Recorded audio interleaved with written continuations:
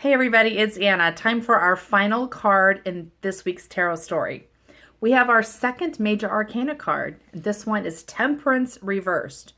So major arcana cards are always about life lessons. They're always opportunities not only for us to take action in our moment of our lives, but also to help us set a structure and a pattern which will support us throughout the rest of our lives.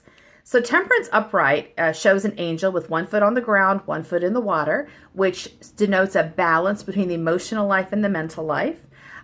They are pouring water from one cup to another, but the water's flowing from the bottom cup to the top cup, suggesting a transcendence, a connection between the material world to the spiritual world.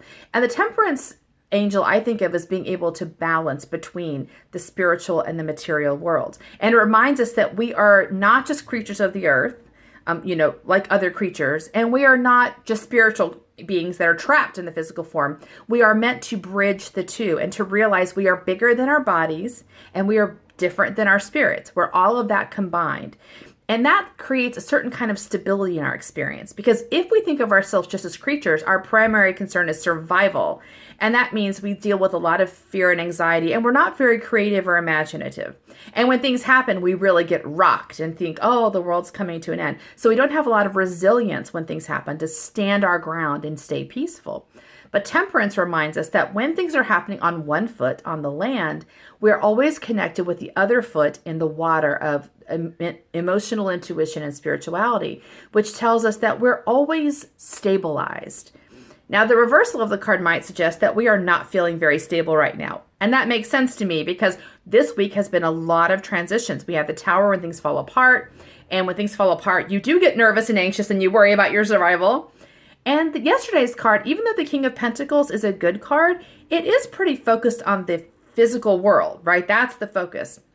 So I believe this card is showing up to remind us that we may be overly focused on our physical world. We may be overly concerned with that and kind of losing touch with our spiritual truths, which helps us stay stable when things are rocky in our real world, in the physical world. So take some time today to get back in touch with that calm center of yourself, the part of you that never gets rocked, that always knows all is well, that feels completely shielded and loved and guided by the universe, and bring that up into your awareness because you probably do need a little bit of evening out this week in order to get back into your wisdom in the way you really want to be in it. So I encourage you to spend some time today and maybe even this weekend taking some time to be silent, maybe to go for a walk in the woods, to sing or to write poetry or whatever you need to do to get in touch with that wonderful quiet center, to remember that whatever's happening in the physical world, there's a part of you that is constantly in touch with source, with universe, with the creator, and it's always keeping you safe. I hope that is helpful for you this week, and I'll see you next week for our next tarot story. Bye.